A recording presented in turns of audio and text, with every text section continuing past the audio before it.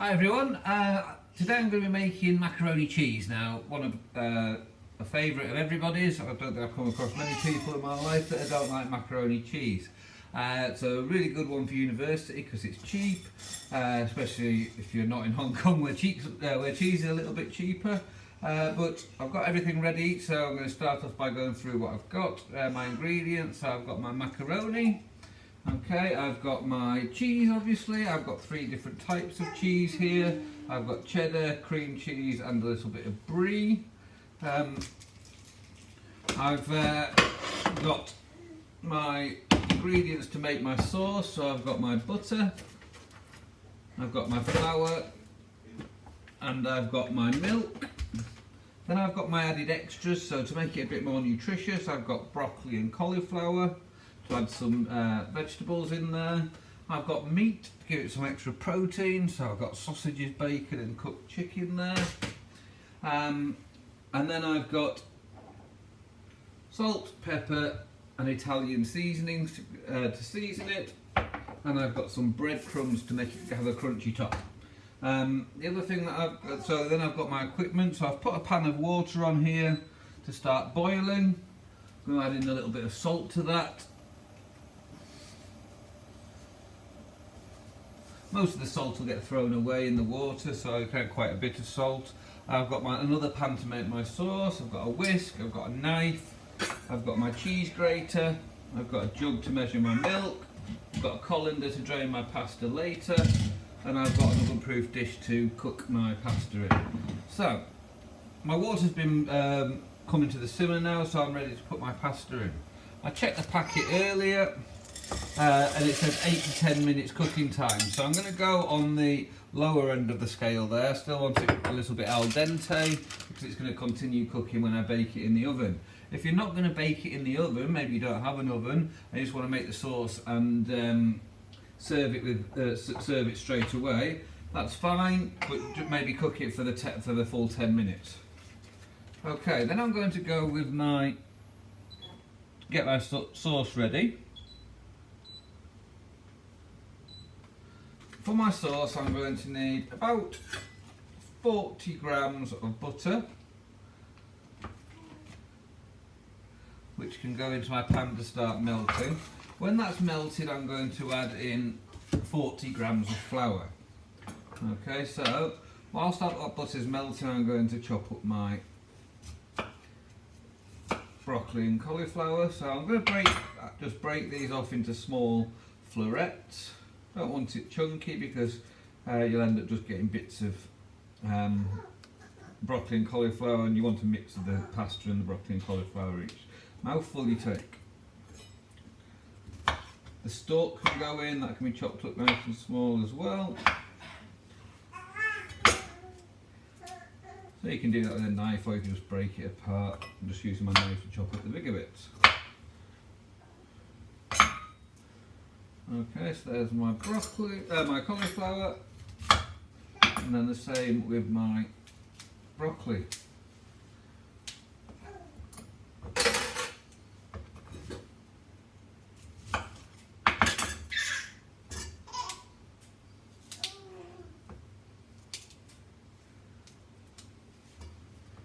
Okay, then this is going to go straight into the water with the pasta.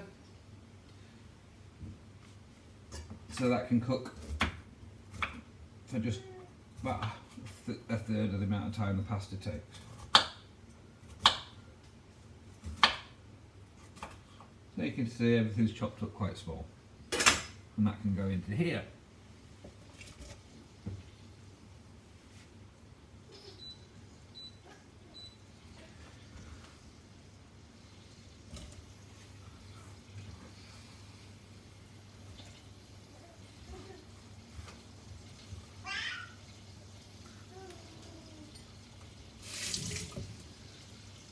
Board a quick wipe down.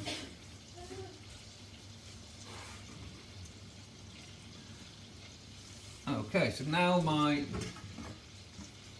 butter is melted just about. Just stir in the last little bit, and then I can get my flour.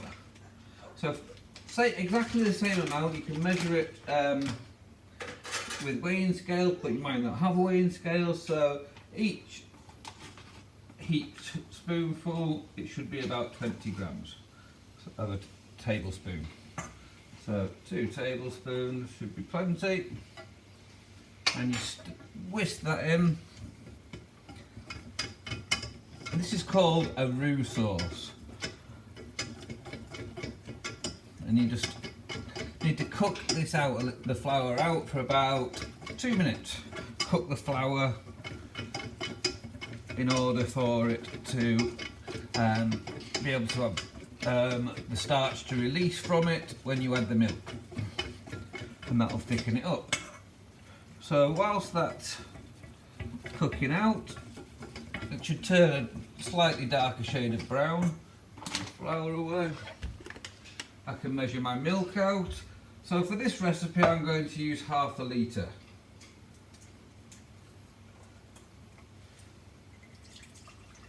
Now it depends what type of sauce you're making. For this one we want a binding sauce. If you wanted a pouring sauce you might want a third more. If you're making a even thicker sauce, then you might want a third less. Okay, so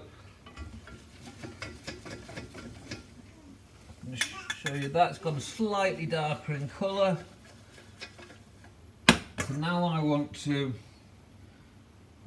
turn my pasta up a little bit because it will slow down the cooking, and then just add in a little bit of milk to begin with.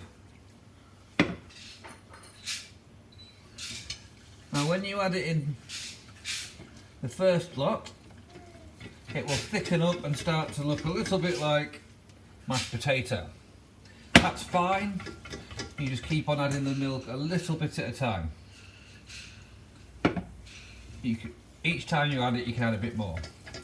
So the second time you add it,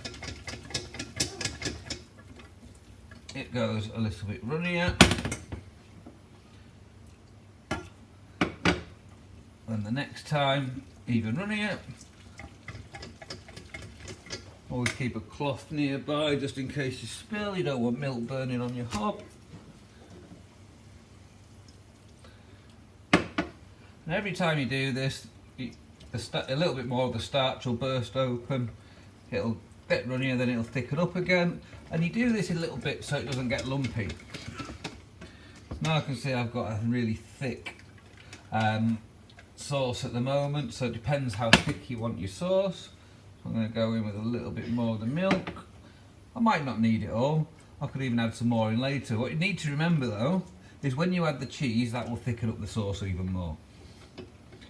So now I can see that it's runny. I'm going to save a little bit of the milk back later, so when I've added my cheese, and see if I need any more. At this stage I'm going to season the sauce, a little bit of salt. You don't want too much because your cheese might be salty as well. I like plenty of black pepper though. I don't have nutmeg at home, but if I did I would add a little bit of nutmeg.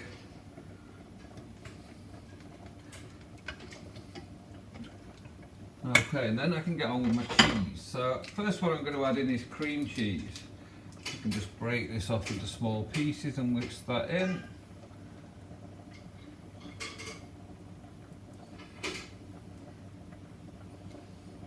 So about 100 grams of cream cheese. I tend not to measure things because I've been cooking for a long time, so I can do things by eye. And I'll just whisk that in so that melts.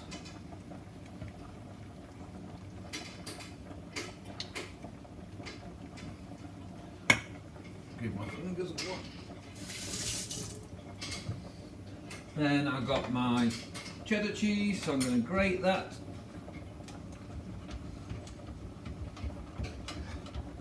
Half's going to go in my sauce, half is going to go on the top later.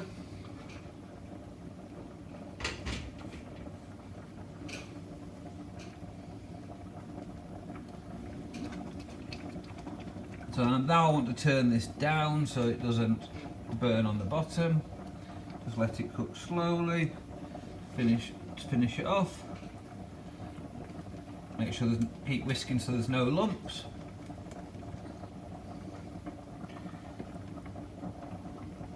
can see I've got a lovely smooth sauce coming on. Okay, now it's been about 8 minutes for my pasta, so I just want to try a little bit of that. Make sure it's just as al dente as I want it. Perfect. So I get my colander, take that to my sink. Make sure your pan handles aren't hot before you pick them up.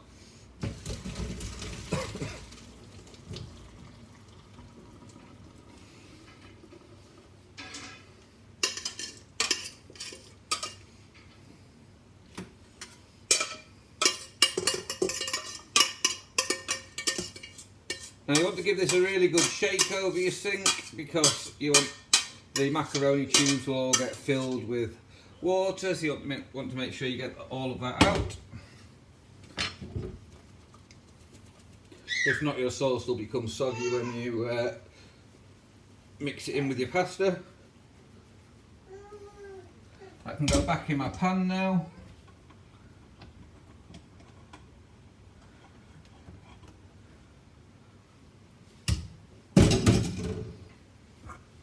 Just check how thick my sauce is. Quite thick, and some of that's going to absorb into the sauce later, into the pasta later. So I'm just going to add in that extra bit of milk.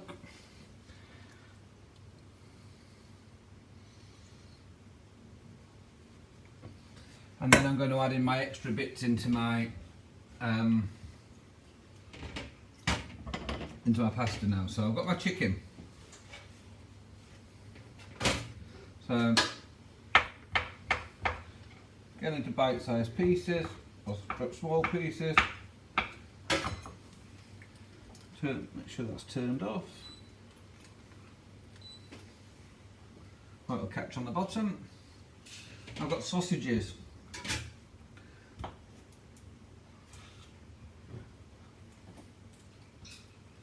So again, everything chopped up quite small.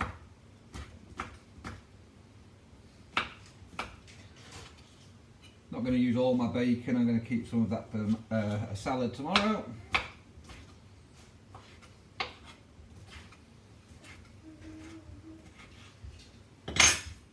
Make sure it's okay to eat, yeah, perfect.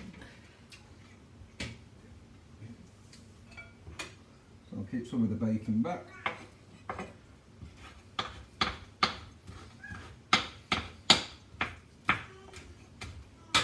So, chicken, bacon and sausage with broccoli and cauliflower macaroni cheese.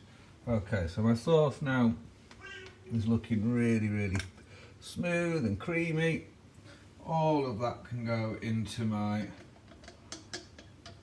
pasta.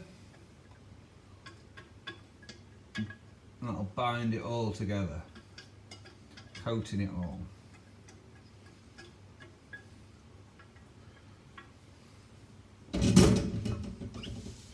Wipe up as I go because I don't want anything to burn on my hob. I'm going to get a spatula. I forgot to get them out in the beginning.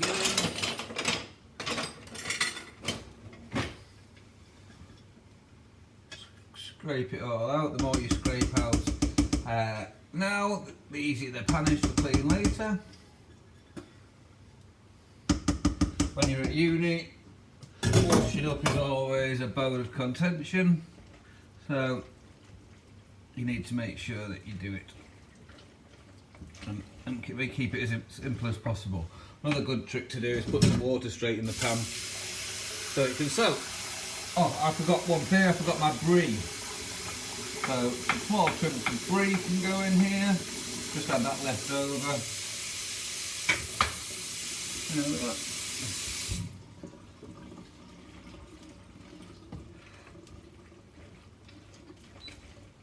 Okay, so now that is ready to go into my serving dish, ready to go in the oven. So I'm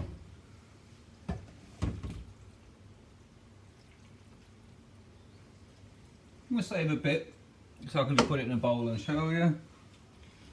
Pat all that down.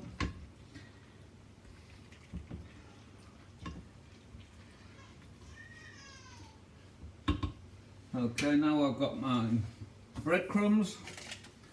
So a sprinkling of breadcrumbs go on the top.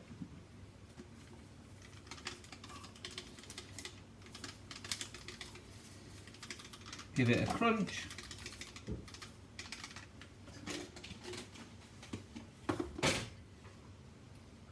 And then some more of the cheese.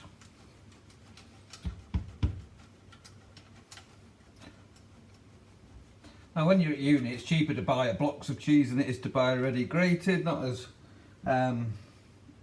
convenient, but it'll save you money. And when you're at uni, money is an issue, so you need to think about that. Okay. Won't use all the cheese, because I want a bit for my salad or sandwich tomorrow.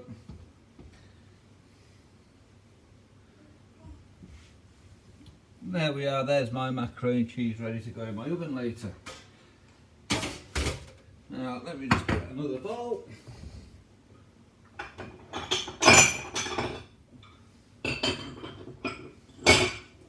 So another thing you can do is make little individual ones.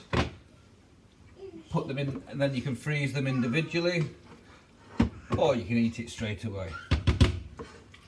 You don't need to bake it in the oven.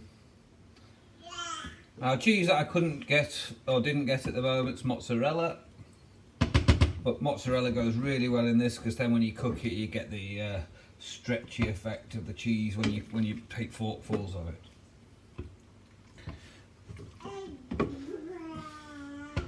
My baby in the background seems to like the idea of this. There we are. Oh, one last thing I forgot is the Italian seasoning. So sprinkle of that on the top. Bit on my big one to bake. If I had some fresh herbs, I'd be putting that in there, some basil. And there we go, there's one ready to serve now or to cover and put in the freezer. Okay, so not a difficult thing to make, not very time consuming, but you really get the taste benefits and you can really play about with things you can add into it. So you could think about frying some onions, putting that in there, adding some fresh tomatoes on the top before you bake it, some courgette or zucchini fried off and put in there. So lots of different ideas for how you can make your macaroni cheese more interesting in your own. Okay, so that's my tea ready for tonight. I hope you have a good go at making it yourselves.